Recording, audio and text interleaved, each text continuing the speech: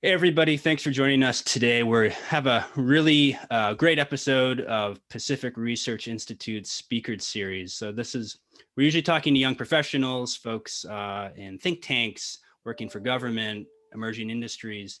Today, I think is more of a special episode. We've got Sharon McMahon.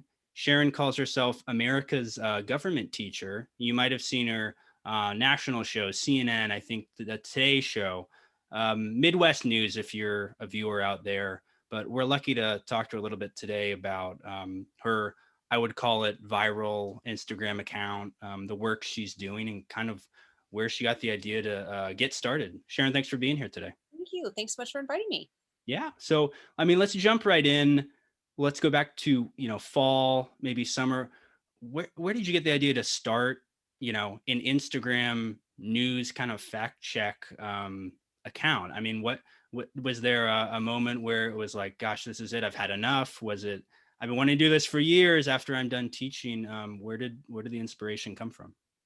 It really came from a friend's Facebook account in Okay. which she had posted something, and one of her friends, posted this big rebuttal of what she had said.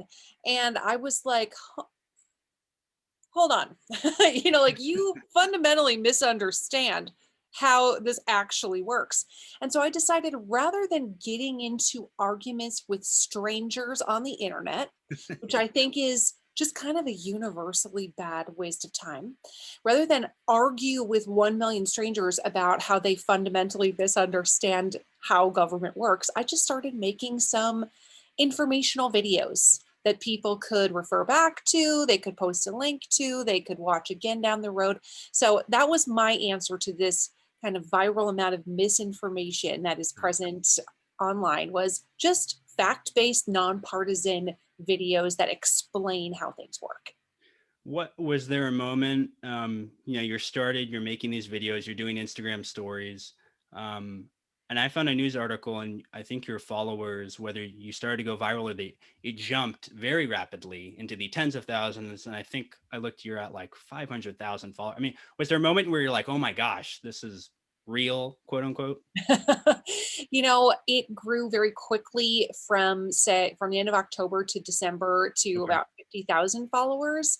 And then once I kind of crossed that 50,000 follower mark, it really just exploded. Yeah. Um, where there was a period of time where it was like, 100,000 new followers a week Oh my for, God. a period of time. So that's just the viral nature of the internet, really. And good content too. Like, Well, what did you do before? I mean, did you always want to be I mean, I feel like you're almost a social media influencer, whether you want that on your resume or not. What's your background? well, I've been a high school government and law teacher for a long time. So, I went to college for that and taught that for a long time. So that's sort of how I came to know all this information. If Okay. you are in a high school classroom talking about government or teaching a law class, you get asked every single possible what if question Yeah. that exists. Students, high school students in particular, love to throw random what ifs at you. Like, what would happen if a bomb exploded and it killed 85% of the government? What would we do? Who would be president? So I got used to answering these kind of crazy what if questions, and that information just got filed away, and now here I am, like, unpacking it again. But I've also been an entrepreneur. I've owned a couple of different businesses, and Okay. so I've been pursuing entrepreneurship for a long time too. So my one question is, did the kid who asked you that write the script for Designated Survivor? Yeah, Which is a great pretty good show. question. It's like Yes. the same plot. And I mean, it's a good case study. What maybe, the viewers of this and the folks we try to talk to are more young professionals.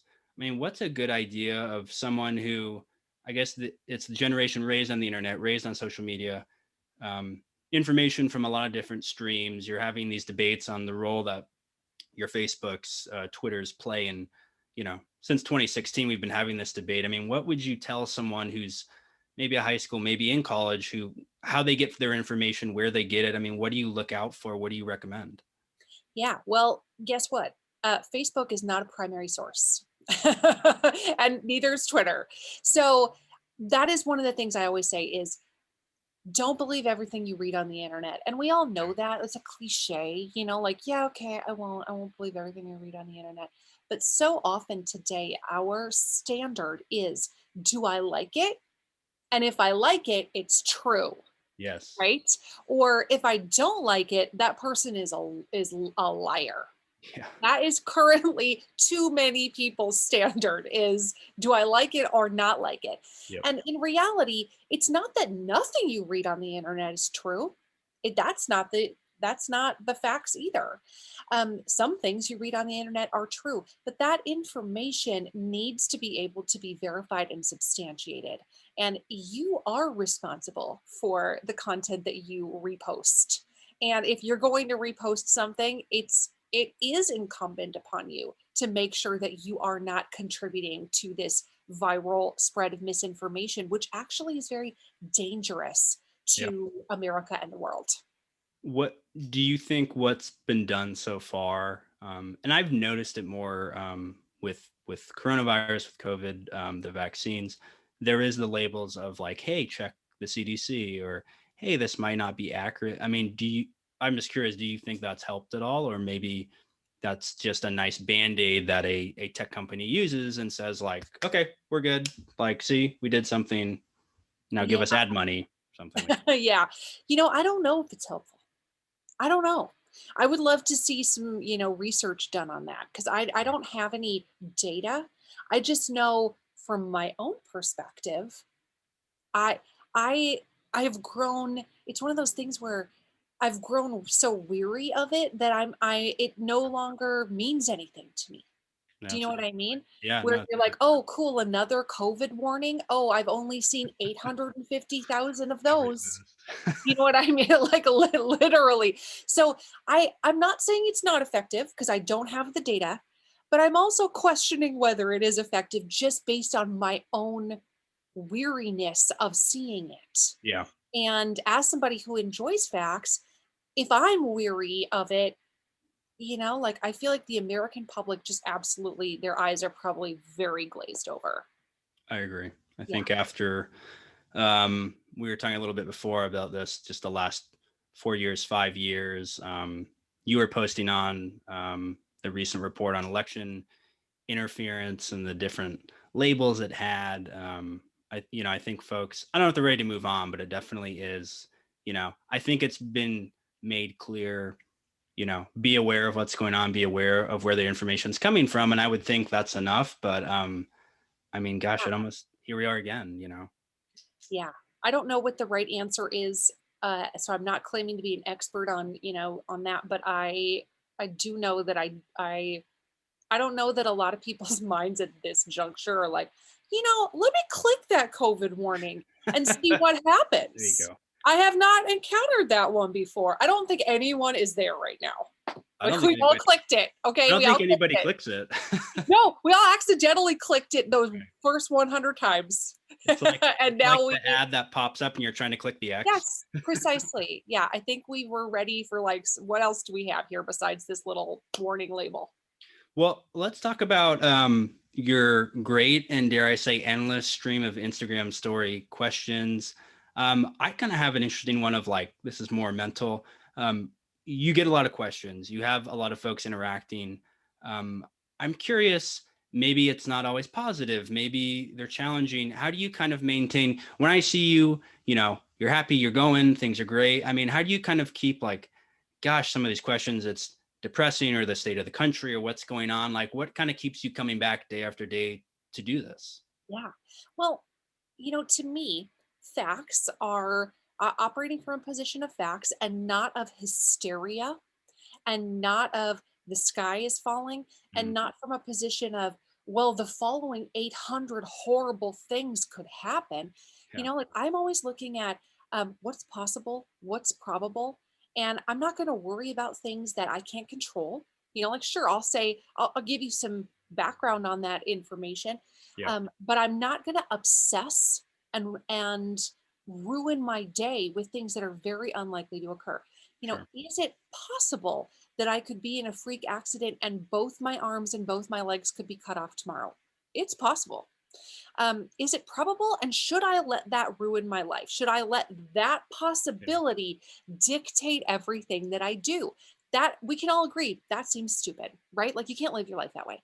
So I think right now there are a lot of people who are operating in this space of, well, think of all the possible horrible things that could occur. And Sure. in reality, almost none of that is probable. So I don't personally need to get um, worked up about things that I know are like probably never going to happen. So to me, that does give me a measure of peace that I have a handle on what the facts are. Yeah. And I think facts in and of themselves um, allow you to feel more calm, even if you don't like the facts. It's the chaos and confusion that causes all of those kind of negative emotions, that like endless hamster wheel of spinning. And Yep. so if you can just distill out what are the facts of the matter, that to me helps me stay kind of grounded and sane despite all the craziness of the world. What I was going through some of your questions and they do range from I saw one this morning about some British couple who tried to claim sovereignty on a radio dock tower. I mean, and then some were about what is that, Sealand, I think? Yes, Principality of Sealand. The Principality of Yes. Sea, yeah. Great place, I guess, if you want to go or buy it.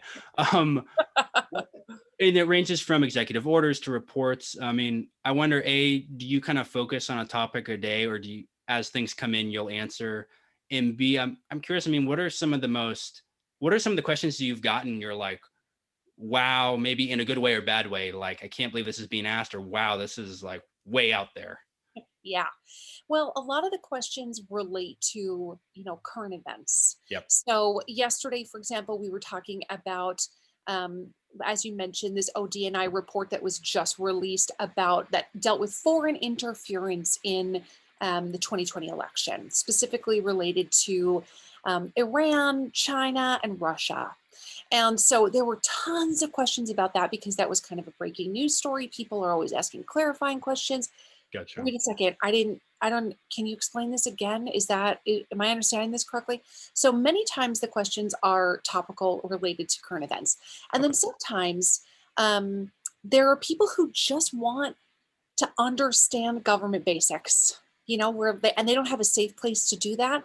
And they know that I'm not going to make fun of them. I'm not going to belittle them. They're not going to be humiliated because Sure. they're, anonymous to the audience. So they're not going to be humiliated if they say, can you explain the difference between the Senate and the House of Representatives and Congress? Like, I don't know what the difference between those things is or are. Can you explain that? And so it ranges from that level of sort of basic concepts all the Yeah. way up to, can we dissect critical race theory?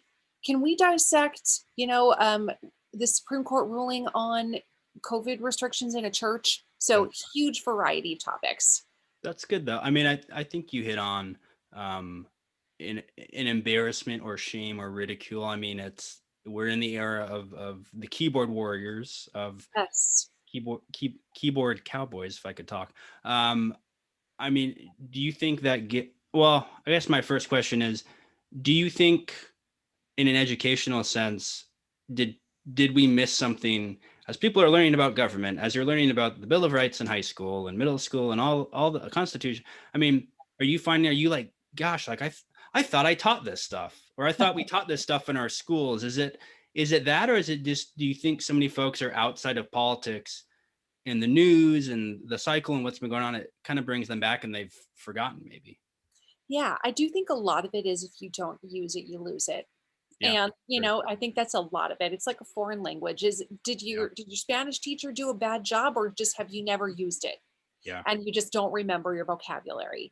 And so I think some of it is that. And now that they're becoming more interested in what's happening in the world as an adult who is like, this actually affects me. Hold on, what is happening? Now that they're realizing that these things actually affect their life or their business or whatever, they're becoming reawakened to this, like, I actually don't remember any of this. I Yeah. need I need a refresher here. Like, do I remember everything in my high school math class? No. Like Let's not talk about math. yeah, I would need some major refreshers. So I don't think it's necessarily, I mean, sure, are there places where students didn't get a good education on this? Sure. But I do think a lot of it is Yeah. just you use it, you lose it. Mhm. Yeah. No, I think that's a good point. And I think the influx of information. So I kept, and I'll admit to this of like, I've worked in government, I've been around it. When they kept talking about removing Trump with the 25th Amendment, Mhm. 26th, I would always get them confused.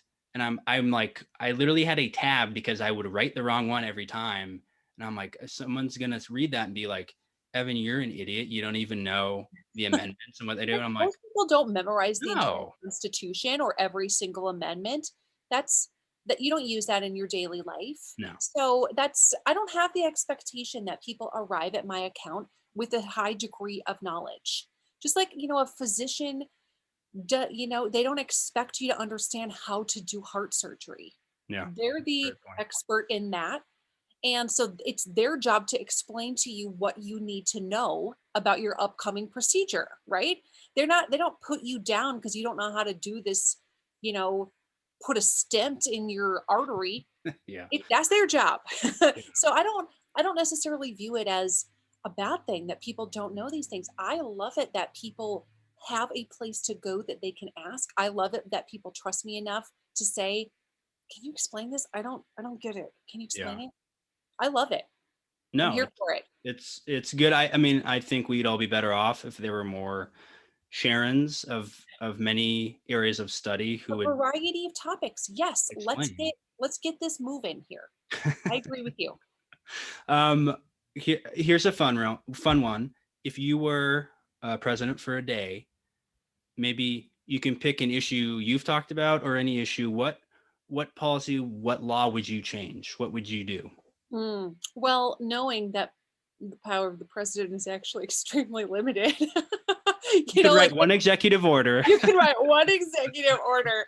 Sorry. Maybe If Supreme Court justice is a better idea. yeah, Deciding vote. Just kidding. yes. If there was one thing I could change about the government, I don't know that the president Sure. can actually do this, Sure. but if there's one thing that if it was like magic wand, I think what I would do is term limits for members of Congress. I think that's what it would be, and that's one of those things that it's really hard to get Congress to take action on removing themselves from power, right? Because I- that's they would have to do it. yeah. And so they don't have a lot of motivation to say, let us put ourselves out of jobs, please. You know what I mean? Yeah. Like that is not high on their list. They believe they're doing what's best for Congress or for the country. And in some cases they absolutely are. Sure.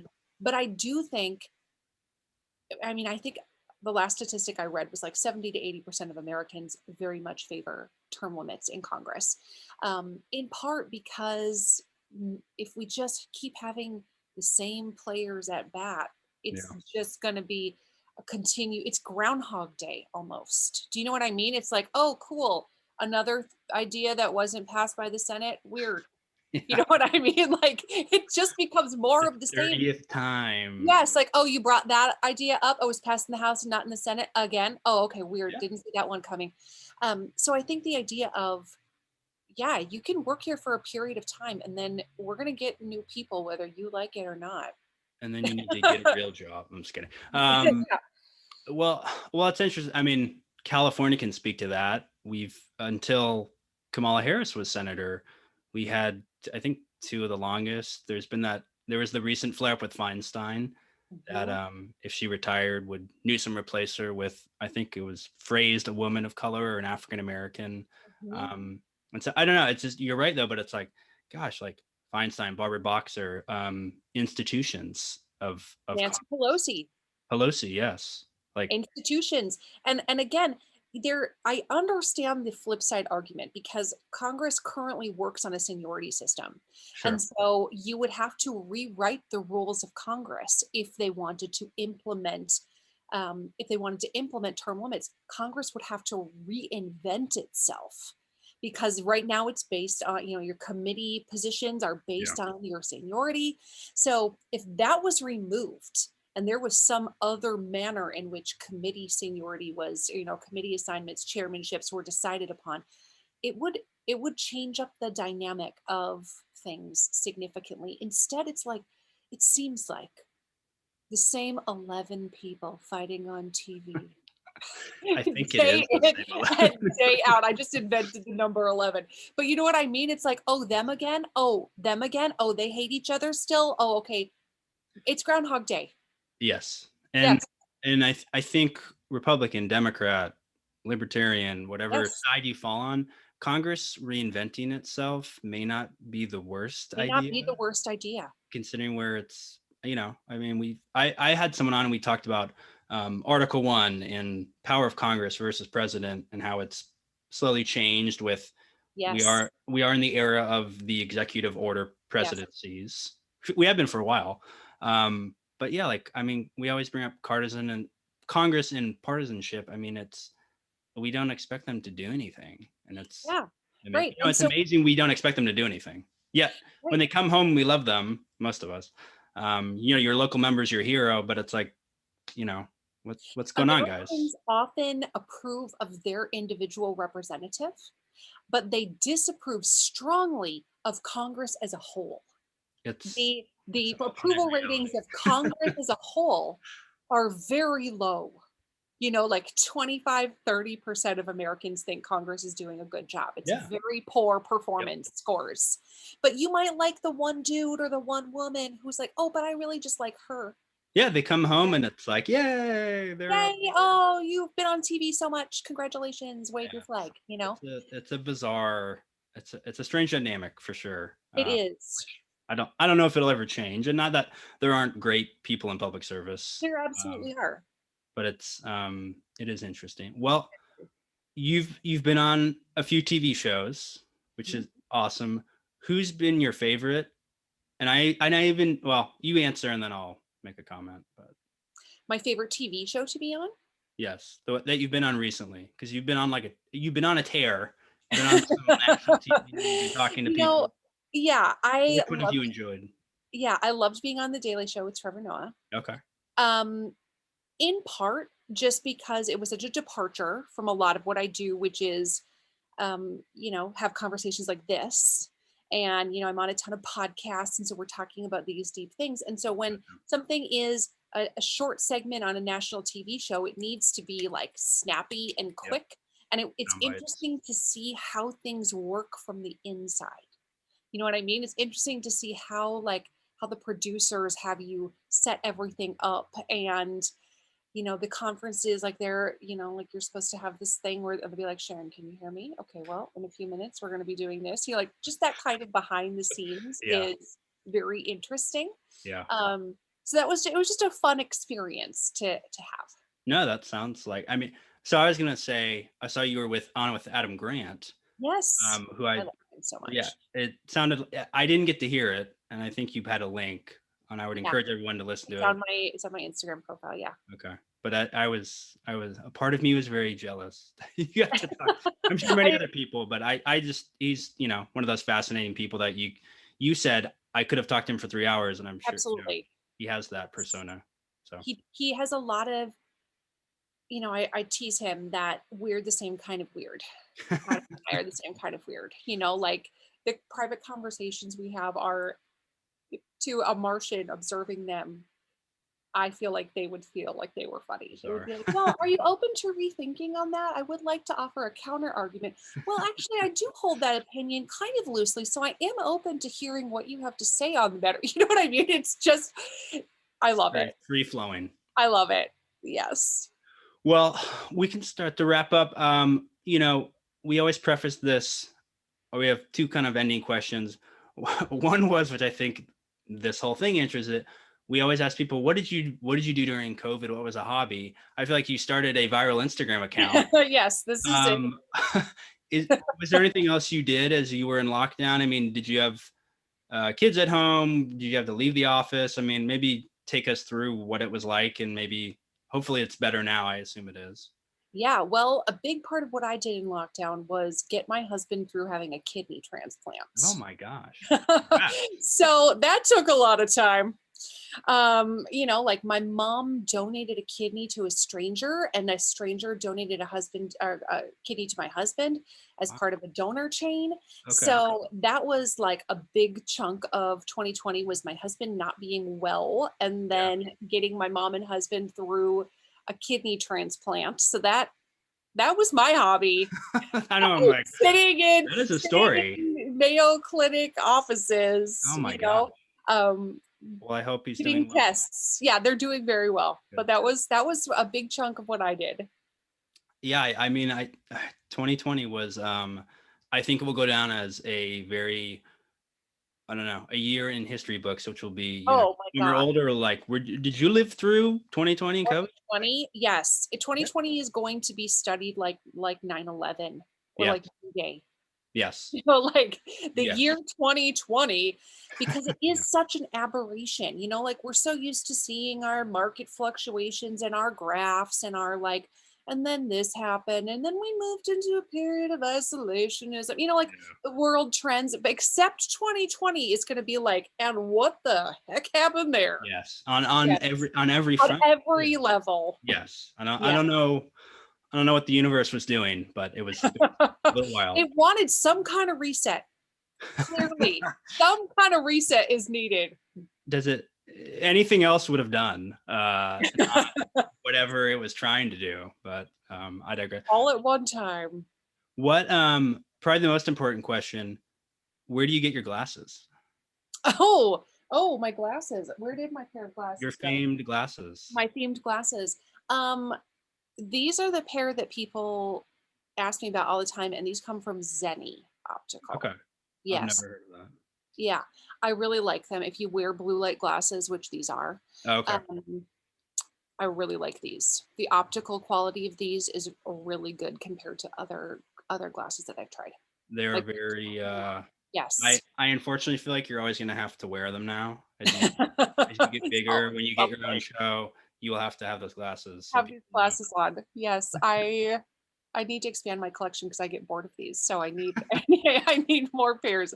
It's like they're like earrings to me, like I normally wear earrings, but Yeah. not right now. But to me, it's like changing your jewelry. I don't want to wear just one pair all the time. And I know dudes have a different perspective of like, this is my one ring, these are my Uh, glasses, Hopefully but simple.